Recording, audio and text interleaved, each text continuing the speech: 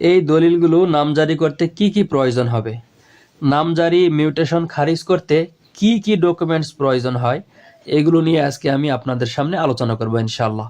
তো ভিডিওটি জমিওয়ালা মানুষদের জন্য খুবই গুরুত্বপূর্ণ, সে কারণে ভিডিওটি আপনারা শেয়ার করে রাখবেন, পরে কাজে লাগবে।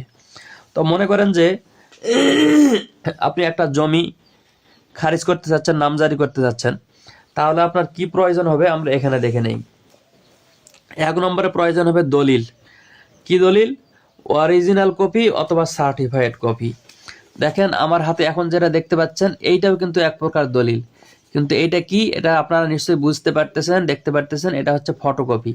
তো ফটোকপি কোনোদিন গ্রহণযোগ্য হবে না, এই কারণে এটা বয়াকারে বাতিল ফালাই দিলাম। এখন দেখেন আমার হাতে এখন যে দলিলটা দেখতে পাচ্ছেন আমার ছবিওয়ালা, এই দলিলটা হচ্ছে অরিজিনাল দলিল। হ্যাঁ, এই দলিলটা দিয়ে আপনি খারিজ করতে পারবেন। কোনো কারণে অরিজিনাল দলিল যদি হারিয়ে যায়, পুড়ে যায়, ভিজে যায়, নষ্ট হয়ে যায়, তাহলেও ভয় নাই, সাব রেজিস্ট্রার অফিস থেকে আপনি সার্টিফাইড কপি, এই যে এইটা সার্টিফাইড কপি তুলে ব্যবহার করতে পারবেন। এখন আমার হাতে যেই দলিলটা দেখতে পাচ্ছেন, দেখেন এটা তো কোনো ছবি নাই, এটা হচ্ছে সার্টিফাইড কপি। এই অরিজিনাল দলিলটার যেরকম মূল্য আছে, আমার এই হাতের সার্টিফাইড কপিটারও হুবহু একই মূল্য আছে। দুইটাই সাব রেজিস্ট্রার অফিস বলেন, তহসিল অফিস বলেন, এমনকি কোর্ট কাছারি, হাইকোর্ট, সুপ্রিম কোর্ট, সব জায়গাতে দুইটারই একই রকম মূল্য আছে। তাহলে আপনার কি লাগবে? 1 নম্বর কাজ হচ্ছে দলিল, অরিজিনাল কপি অথবা সার্টিফাইড কপি। তাহলে যেহেতু আমাদের অরিজিনাল কপি আছে, অরিজিনাল কপিটা আমরা এখানে রাখলাম। 2 নম্বরে কি? রেফারেন্স দলিল। রেফারেন্স দলিলের মানেটা আবার এটাও বলি যে এটা অরিজিনাল কপি অথবা সার্টিফাইড কপি। এখন রেফারেন্স দলিল আপনি কোথায় পাবেন? দলিলের প্রথম দিকে গ্রহীতাদের নাম থাকবে। হ্যাঁ, গ্রহীতাদের নাম থাকবে। একজন যদি গ্রহীতা হয় তাহলে 1 পৃষ্ঠায় শেষ, 2 জন গ্রহীতা হলে 2 পৃষ্ঠা। মোট কথা গ্রহীতাদের নাম শেষ হওয়ার পরে মনে করেন যে এই যে দাতাদের নাম টাম দেওয়া থাকবে, ঠিক আছে, ছবিও দেওয়া থাকবে যদি অরিজিনাল কপি হয়। তো আমি ছবিটা ঢেকে রাখছি। যেখানে নাম টাম লেখা শেষ, মানে দাতার নাম টাম লেখা শেষ, সেই জায়গার পরে জমির সত্ত্ব বর্ণনা লেখা থাকবে যে উনি যে এইখানে জমির মালিক হয়েছেন, তো কিভাবে জমির মালিক হয়েছেন। তো এই জায়গাটা পড়লেই আপনি আপনার রেফারেন্স দলিলগুলো পাবেন। তো এখানে দেখেন, এখানে একটা খতিয়ান নম্বর দেওয়া আছে, তারপরে একটা খতিয়ান নম্বর দেওয়া আছে। এই খতিয়ানগুলো আপনার অবশ্যই লাগবে।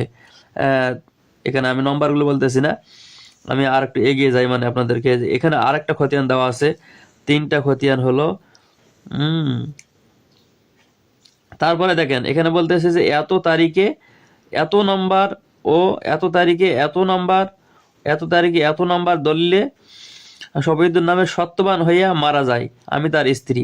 তাহলে এই যে দেখেন এখানে যে দেওয়া আছে 1/8/77 তারিখে এই যে এত নম্বর দলিল, এই দলিলটা আপনার লাগবে। আবার এই যে দেখেন এত তারিখে এই যে এত নম্বর দলিল, এই দলিলটা আপনার লাগবে।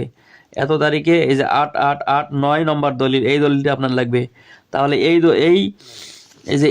এই দলিলটাকে যদি আপনি খারিজ করতে চান, তাহলে আপনার আরো তিনটা দলিলের প্রয়োজন হবে। এই দলিলগুলো যদি বিক্রেতা আপনাকে দেয় ভালো, আর বিক্রেতা না দিলেও ভয় নাই। এই যে দেখেন এখানে নম্বর দেওয়া আছে, তারিখ দেওয়া আছে, এটা আপনি সাব রেজিস্ট্রার অফিসে গেলে তুলতে পারবেন। প্রত্যেকটা দলিল তুলতে মোটামুটি 2000 থেকে 2200 টাকা খরচ পড়বে।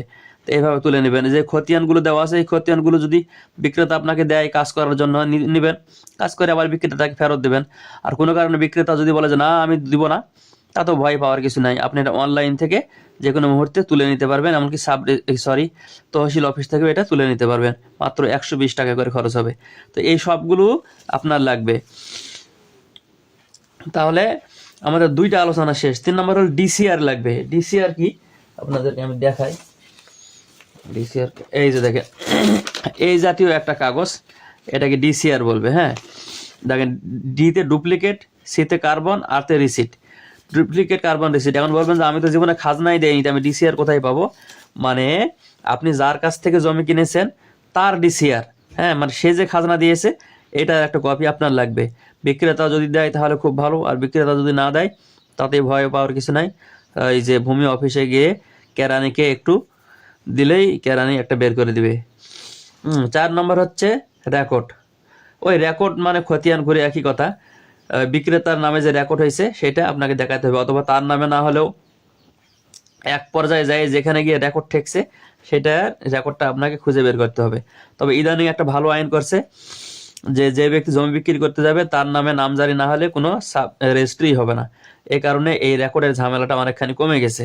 কিন্তু পুরাতন দলিল যদি হয় তাহলে আপনাকে এটা খুঁজতে হবে। এগুলো ছাড়াও আরও কিছু লাগে, সেগুলোকে আমি গুরুত্ব দেই না, কারণ এগুলো সবার কাছে থাকে। এনআইডি কার্ডের ফটোকপি লাগবে, আপনার ফটো লাগবে, ফি লাগবে, হ্যাঁ। আর জমিটা যদি ওয়ারিশান মানে কিনা জমি না হয়, তাহলে মনে করেন যে বাপ দাদার জমি হয়, তাহলে আপনার ওয়ারিশান সনদ লাগবে। এই কয়টা জিনিস থাকলেই আপনার জমি খারিজ করার জন্য আবেদন করতে পারবেন। 1170 টাকা খরচ হবে। এখন এই যে আবেদন করবেন, আবেদন করার সময় দেখবেন যে কোনো যেন ভুল ত্রুটি না থাকে, কারণ একটা ভুল থাকলেই আপনার খরচ বেড়ে যাবে, তখন আর 1170 টাকা দিয়ে হবে না, তখন 11,000 টাকা দিয়ে হবে কিনা সন্দেহ আছে। এই কারণে জমির কাগজপত্রে যেন কোনো প্রকার ভুল না থাকে, এইটার চেষ্টা করবেন। ধন্যবাদ। আসসালামু আলাইকুম।